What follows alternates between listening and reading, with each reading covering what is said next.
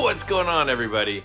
Wednesday's Q&A day. Excited for this Q&A session. Couple of questions from some people that have never submitted questions before, which is awesome. I'm honored whenever anybody takes the time to ask a question, to hear my thoughts on any topic card related.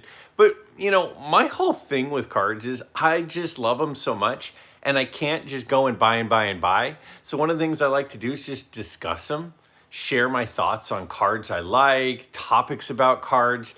A big part of why I did the channel, and I've said this before, is because though I can't just constantly be buying cards, I love cards and want to participate in the hobby. So a way to participate is to share ideas, discuss ideas, hear other people's opinions about different sets and cards and players and things.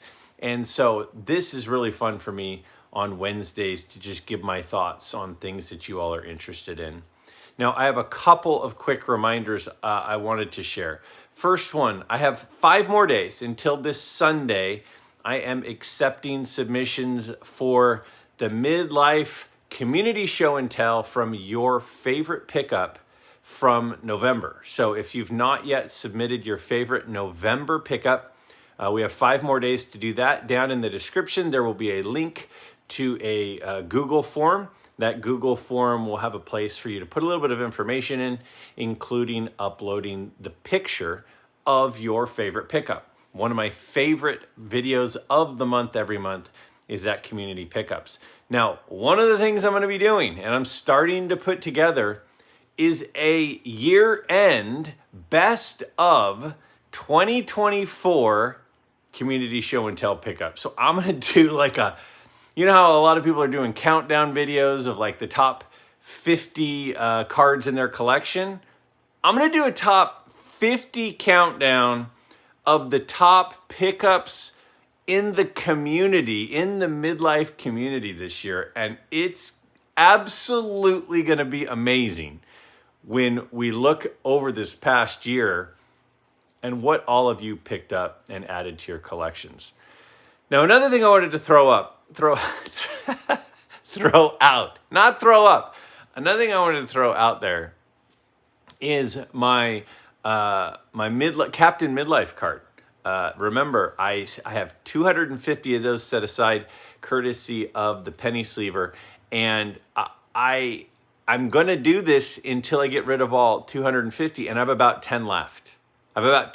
So if you've not yet filled out the form to have sent to you free of charge my Captain Midlife card, along with a Mr. Penny Sleever card, which also has a promo code of 10% off through the end of the year. So, one of the things I do, and the promo, by the way, the promo code is Midlife, and it goes through the end of this year, calendar year. Now, the thing that I like to do for Christmas presents or holiday presents or whatever it is that you celebrate is it's so much easier for family members if you just send them links. You say, hey, if you're looking for something to get me, here's something for about $20. You can send links to the penny sleever and say, hey, I need some hobby supplies. It's one of those things that we don't like using our hobby funds on cards. We like using our hobby funds on cards. We don't want to use our hobby funds on card supplies, right? We want to buy cards, not supplies. And that's the thing about the penny sleevers. The prices are cheap, which gives you more money for cards.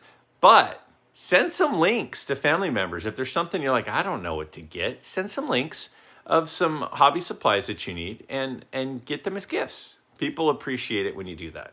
So those were a couple of quick reminders.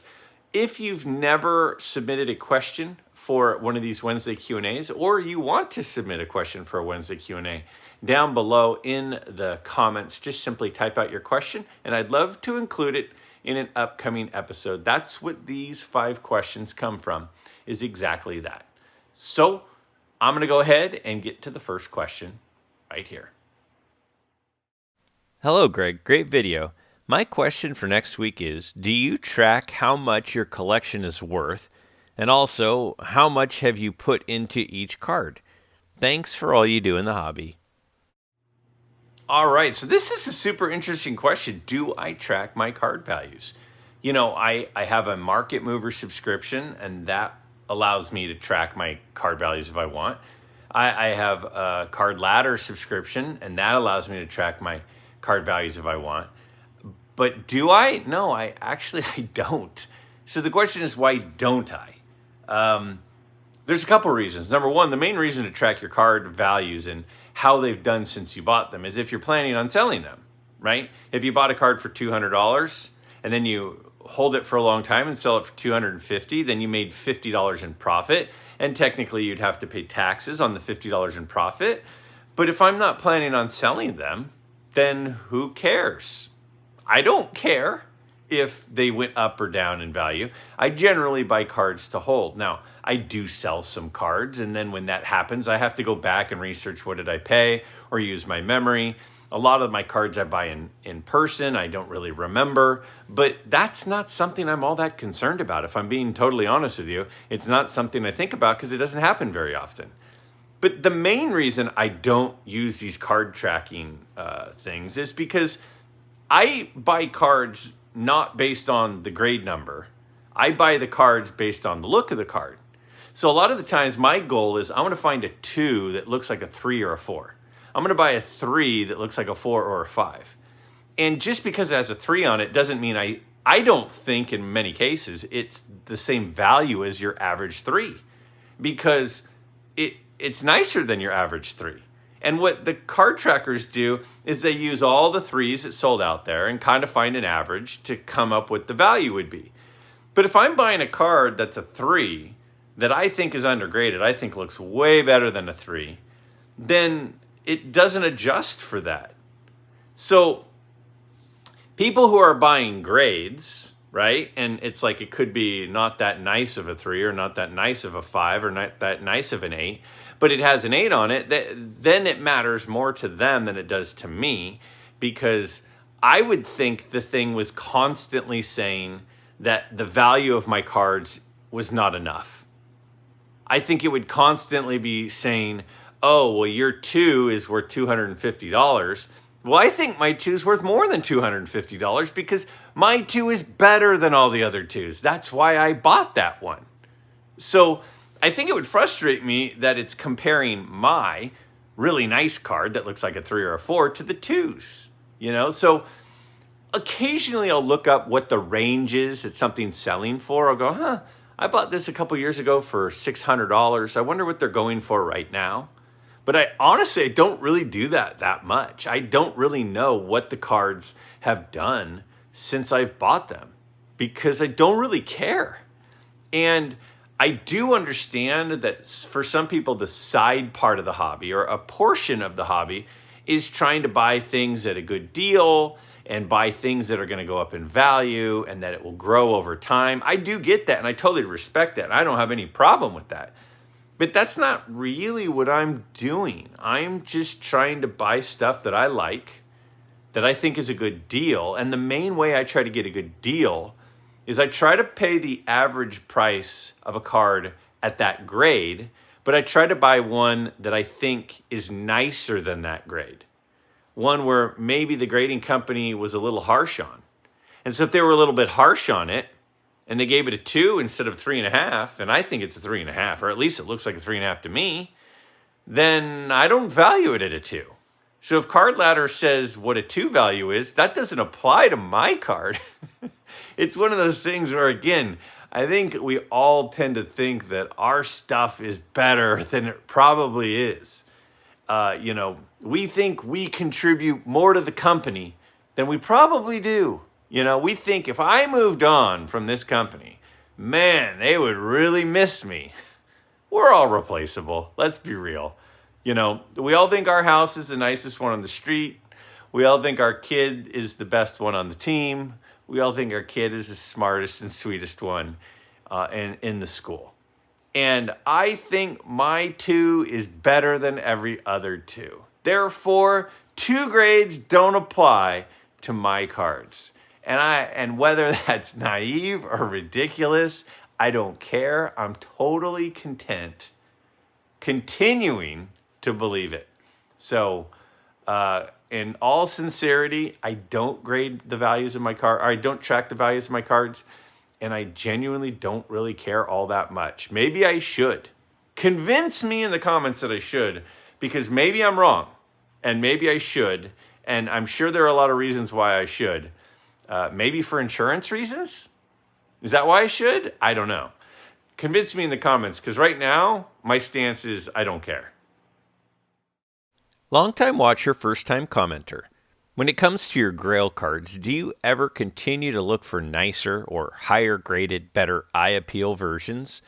Perhaps with the idea that maybe you can sell the older card to fund or offset the new one. Or is there too much sentimentality attached to getting the Grail card that it takes on a whole new value that would be lost if you replaced it? Just something I'm thinking about myself. This is a fun question because it's something I have thought a lot about. Is you have that card that you really, really want, and you get one. Do you then go, well, now I want a better one? And if you want a better one, what do you need to do to get the better one? Well, I could just take the one I have and add some money to it and upgrade to a better one. So I decided, well, let's look at some of my Grail cards. Let's look at some of the cards that as a kid I really, really wanted. And then I'd kind of share my thoughts on whether or not I would ever upgrade them. Okay, so I've mentioned many times that I had 3 baseball cards I always wanted for a long, long time. I now have all 3. They were big pickups during 2024. The first one is my Yogi Berra 48 Bowman in an SGC 5. Now, I love this card. I see no reason to upgrade this card. This card is fantastic. So I don't have any need to have a better one than this absolutely gorgeous one. So I'm not going to upgrade that. I have no interest in upgrading that. I wanted a 57 Topps Brooks Robinson. Loved this card. Got one in a 5. I don't see any reason to upgrade it. What do I need one better than this for? I mean, that thing is gorgeous. So I have no interest in getting a different one of those. Now, the third card that I've always wanted was my 54 Topps Ernie Banks.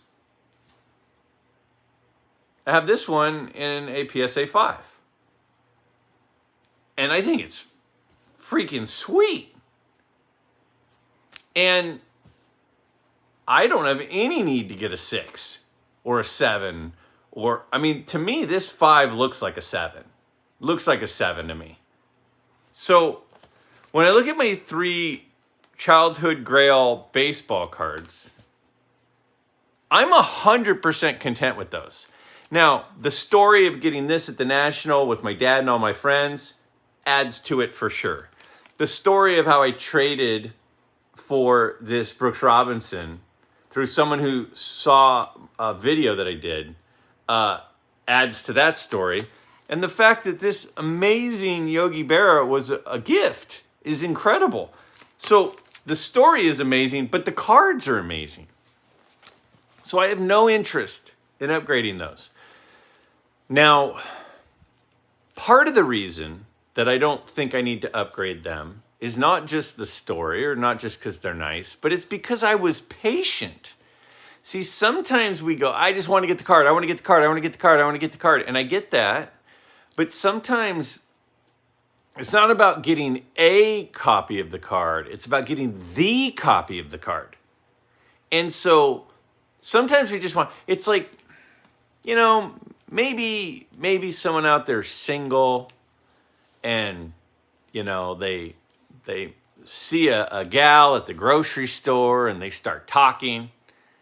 And he's like, asks her out. And he says, she's good enough. She's good enough. I mean, she seems to kind of like me. And, she's all right. she'll be my girl. I'll be, I'll just date her. Like, I don't live that way. I live in a way where I wait until it's the right thing. And then I pounce. At least most of the time. So another card I wanted as a kid, the 86 Topps Jerry Rice. I have one in an 8. How is that not at least a 9? I have no idea. I don't need one better than that. The only difference between this and a 10 is a 10 has a 10 right there instead of an 8. So I'm 100% cool with this. So football. I had another football Grail card. My Joe Montana rookie. Here's my Joe Montana rookie in an 8. Now, if I were to get this card in a 9, it would be a couple $1,000. $1,500 to $2,000 is my guess. Like, okay, so the back is maybe a little off center. So now it's an 8? I mean, that thing is sweet. That's as nice as a one as I could have ever hoped to get when I was a kid and I wanted this card. I don't need to upgrade that. I had 2 more Grail cards for football cards. The next one is my autogram. Now that thing is perfectly centered. I mean, it's got a little touch around the edges. It doesn't have any of the print marks that are common, or roller marks, which are common. I love it. What do I need to upgrade that thing for? I don't see a need to upgrade that.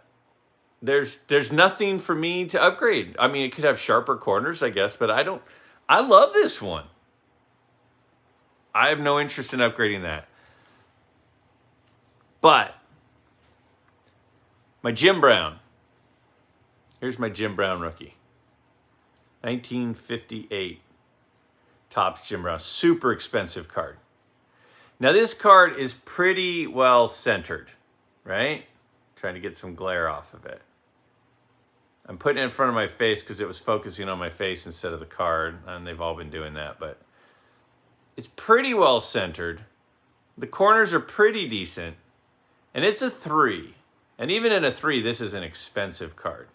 The back is pretty darn nice. There is a little bit, now common in this set, there is a little bit of that snow in the black border background. Bugs me a little. This one I've thought about upgrading. Just because I think that the snow in that black bugs me a little bit. So why'd I buy it? When I bought it online. I think it's a really nice 3. But when I bought it online, the snow didn't seem as bad as it was once I got it. I wouldn't say I was disappointed, but I think I would want one that's the black is a little bit more full. So this one I would consider upgrading. My basketball Grail, I mean, I only have one of my basketball Grails. This card I wanted as a kid. This was my dream card. It's the 1980 Topps Bird Magic Dr. J. I got it in a 7. It's really, really sharp. It's really, really well centered. I don't know. I don't really see a need to upgrade this to an 8. I mean, an 8, the price is crazy. This is over $1,000 for a 7. So an 8 would be insane. Now, there's a couple other basketball cards I'd like to have. I'd like to have a Bill Russell rookie. I'd like to have a Wilt Chamberlain rookie. I'd like to have an Oscar Robertson rookie. I'd like to have a Kareem rookie. I'd like to have a Dr. J rookie. I'd like to have a Jordan rookie. There's a lot of basketball cards. I guess I didn't realize there was that many that I wanted. I'd like to have a Maravich rookie. Maybe I should go get back into basketball again and buy some of those up because that's a lot of stuff. But those are all expensive. But of these cards that I just showed you, what I show, eight cards. The only one I would think that I would maybe want to upgrade would be the Jim Brown. And the reason, I think, is because if you're patient, which is hard, if you're patient, you buy the right one, you don't need to buy a second one. Just wait until it's the right one. Easier said than done, but that's my advice. Got a question for you, Greg. I hear the term eye appeal often in the vintage card world. People throw that term around loosely. I have a background in printing, so print registration is critical to me when it comes to eye appeal. Others may be looking at color saturation, brightness. Some may consider bright white borders as good eye appeal. What's your opinion of good eye appeal with vintage cards? What are you looking for specifically? You know, eye appeal is literally in the eyes of the beholder. You know, I genuinely, when I see my wife in a room with other people, I'm like, dude, my wife, she's the hottest one in the room. And we've been married for over 21 years. Other people may not see the same thing. They may not think she's the hottest one in the room. I'm certain that she is. I'm not sure if everyone would agree. I could care less if anyone else agrees. But what I am attracted to is going to maybe be different than what somebody else is attracted to, right? So there are some things that are just stunning and they're kind of universally attractive. But then there are some, we'll call them flaws on anything that some people can overlook. Like some people would drive by a house and there are, 20 weeds growing in the rocks. And some people don't even see the weeds. And some people can't not see the weeds. So it just kind of depends on where your focus is.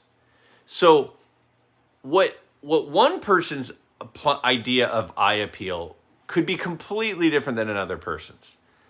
You know, my buddy Dan of Dan's Vintage PC, he made a comment the other day on my video, and I thought he said it really well.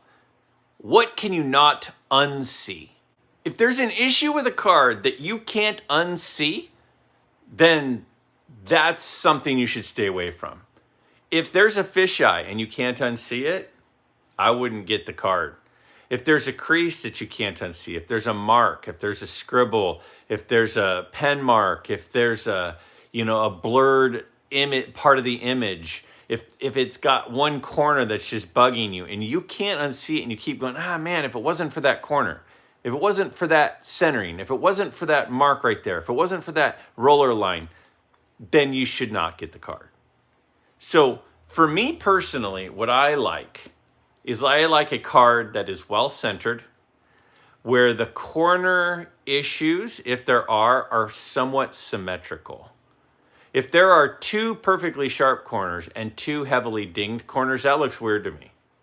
But a card that has 4 somewhat touched corners doesn't really bug me that much. I want an image that is pleasant to look at. I want a card that's, I'd call it 60-40 centered or better. The back I want to be fine, but it can be a little off center. So does that mean I'm right and someone else is wrong? No. But if there's a flaw that you continue to go, I don't know, am I going to be okay with that? You're not okay with it. And you're never going to be okay with it. You're only going to be okay with it if someone else owns it. So that would be what I would say. So 60-40 centered to me, no flaws that when you look at the card, it's the only thing you can see and you can't unsee it. But to someone else, It might be they need sharp corners. They don't care about centering at all. To some people, the image could be a little bit faded, and the other person needs bright colors. I don't think there's a right or a wrong answer to what needs to occur or not occur for it to be a good eye appeal. But generally speaking, fairly crisp image, fairly bold colors, fairly well centered, and nothing distracting on the card that takes away the overall beauty of the card. Just one little thing, one print line through the card that's a little bit distracting, and people go, what's that? If you took it and you showed it to a non-collector and you said, look at this card, and they go, well, what's that thing right there? That probably means it doesn't have good eye appeal. They say, why is this side, that border thing really big and over here it's really small? That means it doesn't have good eye appeal. So what does a non-card collector notice or not notice on the card? If they notice something and go, what's that? Then that's kind of a rule of thumb. So that's my take. Is that right? I don't know. But that's just kind of what I think. Thanks for the video, Greg. Here's an interesting one I ran across. Name 5 of your favorite players, but there's a catch. They cannot have overlapped in the same playing years. So, for example, if you chose Brooks Robinson, that takes out 23 seasons that you cannot have another player play in. All right, this is a super fun question. So I thought about this for a little bit, and it wasn't as hard as I thought it was going to be. I kind of just started thinking eras, and each era, who is a favorite of mine. And the favorite of mine is generally, who did I root for? Whose cards do I like? Who do I like learning about history-wise? And I was like, well, I'm obviously was a big Clemens fan as a kid, so he'd probably be in there, but he played for so long, that's going to overlap some other guys that I really liked. So here's my list. Now, for my earliest time, because it's hard to make it without them overlapping, is going to be Willie Keeler. Now, Willie Keeler was a Yankee captain. I think he was the 3rd Yankee captain. He had the all-time hit streak before Joe DiMaggio. I remember learning about him watching the Ken Burns documentary in the whole section where it's talking about the Joe DiMaggio hit streak. I like, the hit them where they ain't. I mean, that's just so logical. I like that he was a speedy player. I like that he would bunt, he would slap hit. I mean, believe it or not, when I played baseball, I was like a speed guy. I loved stealing bases. I loved beating out ground balls for a single on an infield hit. I loved doing whatever I had to do to get on base and then score. So it reminded me a lot of how he played. So Willie Keeler is my first player. The second person is going to be Lou Gehrig. Now, Lou Gehrig, when you talk about his character, when you talk about what he went through, when you talk about being humble, being remembered, but being great, another Yankee captain, actually. A guy who I would love to own a Gehrig card someday. I don't currently have a Plain Days Gehrig card. That would be unbelievable to have a Plain Days Gehrig card. Now, on the screen, as I'm showing these guys, I'm also showing a picture of my favorite of their cards. Now, Gehrig has several cool cards, but that 34 Gaudy with the yellow is my favorite of his. It's just it captures the character that I believe that he is. So my second player would be Lou Gehrig. My third player, who doesn't overlap, is going to be another Yankee, and this one is Yogi Berra. Now, Yogi Berra is, I've shared the story. I, met him at a card show. He signed a ball, which I showed the other day. I've talked about the story about how I stayed in a hotel across the hall from him and his wife. We rode in the elevator with him. We talked in the elevator. We talked as we walked down to our rooms. Just such a nice man.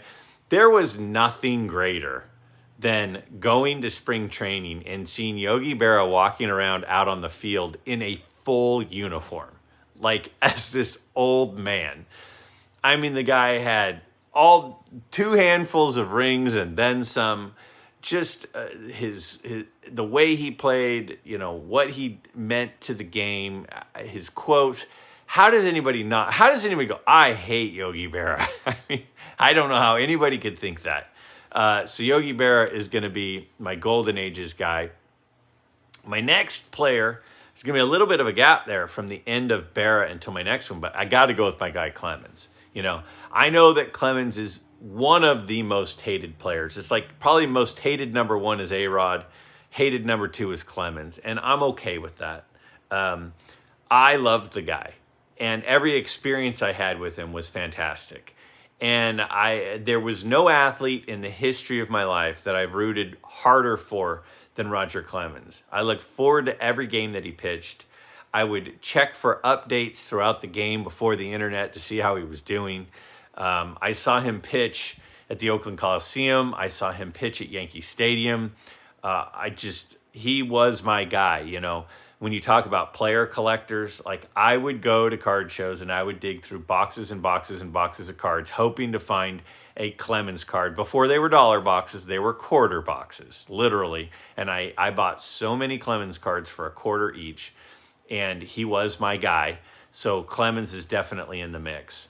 And then it got to, okay, well, who is going to finish this out? The last one is going to be the more current era, and it's got to be Aaron Judge. Aaron Judge is just a guy. When Aaron Judge was a rookie, we went to Oakland Coliseum when they were in town. And this tells you everything you need to know about Aaron Judge. And it made me I liked him. He was good. He was obviously going to be great. He was obviously fantastic. Early on, struggled with curveballs, figured that out. But he would play catch out in right field. When he first came up, he was playing right field. Now I know he's been playing mostly center. And he would warm up with, between innings. And between every inning, what Aaron Judge would do after he got done warming up is he would jog over to the foul line. And he would find a kid, and he would hand the kid the ball that he had just warmed up with.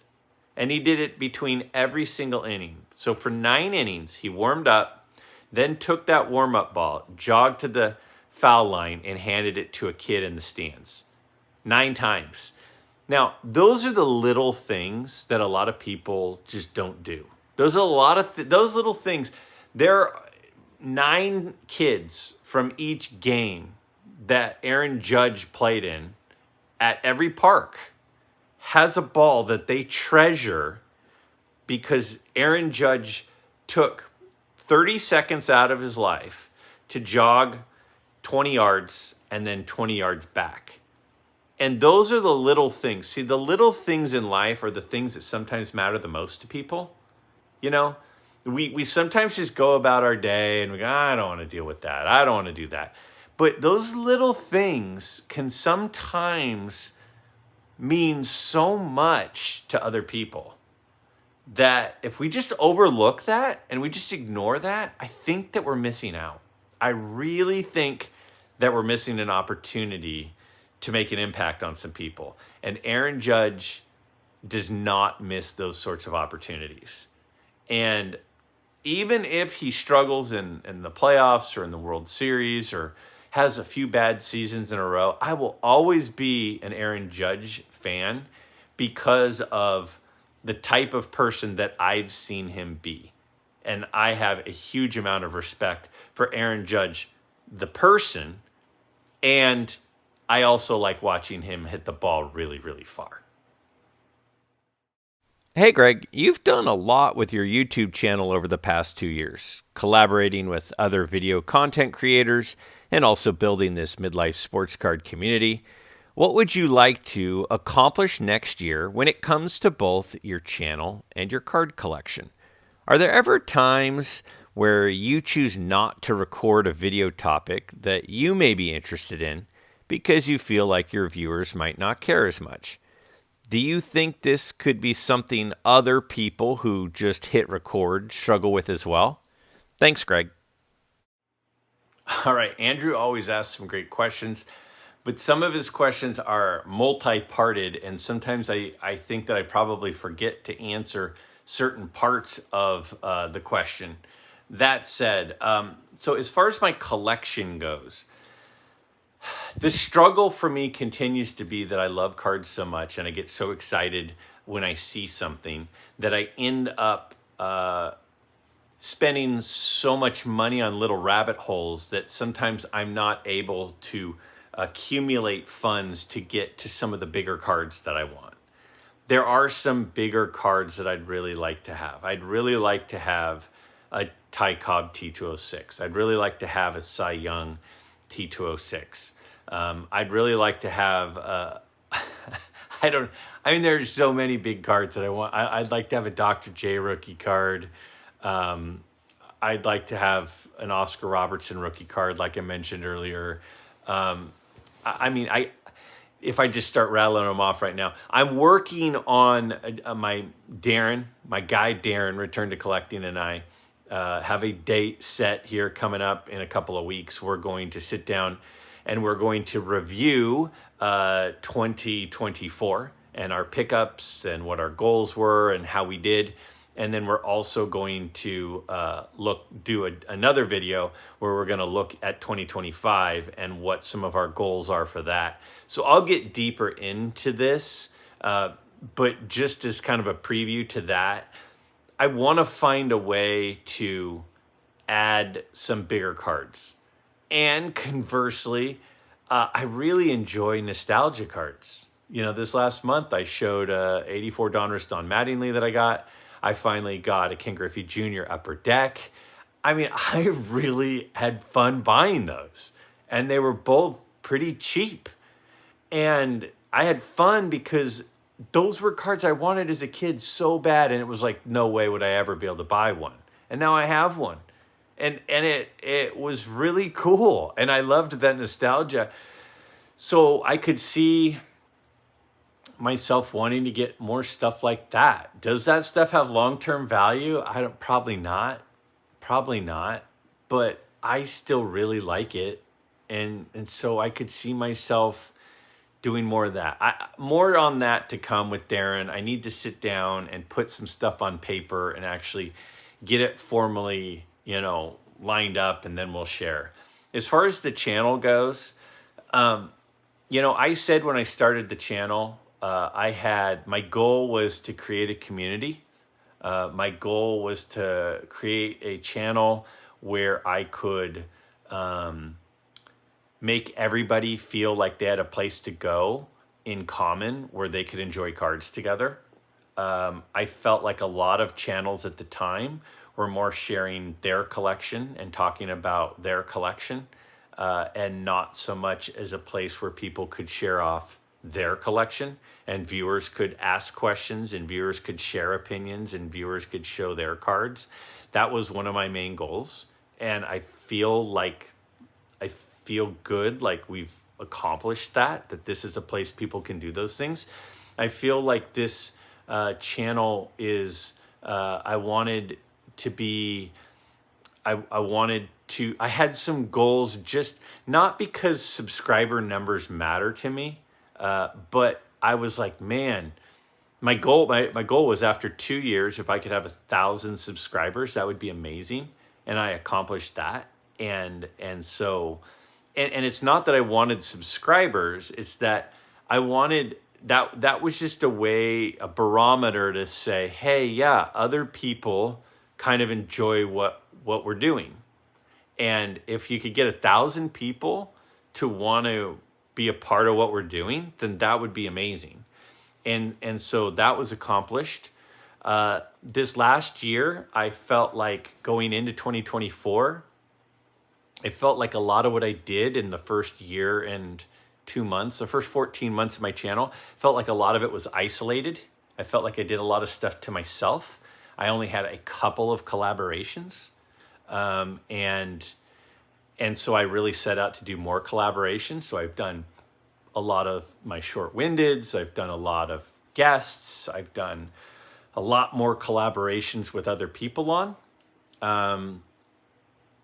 I'm not sure, but one of the things I feel like I haven't done a lot of that I'd like to do more, because it includes both of those things, is I think that maybe in 2025, maybe I'll try to do some more live streams. I've done 3 live streams, 3 in 26 months. I've done 3 live streams. And the thing about live streams are they're a way to collaborate with other guests, which was my goal in 2024. And it's a way for people who watch the channel to participate with the comments, with the chat, with the live interaction. And so if I were to build on what the goal was in 2023, which was to create community, and the goal in 2024, which was to have more collaborations, then I think the natural progression would be to do live stream collaborations, because those are places where people can have a voice instantly and collaborate instantly. So will I do that? I hope so. I would like to do that. I would like to in 2025 do more live streams. That's my goal for 2025. It's not going to be twice a week or anything like that. But if I've done 3 in 2.5 years, I think a cool goal would be maybe 1 a month. 1 a month. That's going to be my goal. 12 live streams in 2025. Your other question, I brought this because I knew I would forget a part. Oh, are there ever topics that I think nobody would care about so I don't talk about? Yes. There are times where I think that there are things that ultimately, why, what do I think about that? Ultimately, the channel is not about Greg and Greg's collection. That's never was the goal. The channel was about the community, the fellow collectors. And so what I would like to see happen is I want it to continue to be about fellow collectors. So if I'm talking about things that I might have interest in, but I don't think a lot of other people have interest in, then the channel's going backwards. It's going to what is Greg like? And that's not the goal. That's not the mission statement of this channel. The mission statement of this channel is not Greg talk about Greg and Greg talk about Greg's channel. It's be a fun place for all of us, to be a hub of where other collectors, or wherever you may be, to come and be able to be a participant in this hobby. And so I try to stay away from some of those topics, because if there's only 3 of us that are interested, then that's not in line with the goal. The goal is to try to... Now, there are always going to be some topics some people don't care about, but that's okay. But I don't want to pick a topic that most people don't care about. I want to talk about topics that I think the majority of people could care about. And so I do try to stay away from those things. With that said, guys, if you have a question for an upcoming episode, please don't hesitate down in the comments below. Simply type out your question. I look forward to next week's episode and the questions over the next week. And if you've asked a question and I haven't answered it, I have an ongoing list I'm constantly adding to, and every week I go through that whole list and I try to find a variety of types of questions that I think you all would be the most interested in.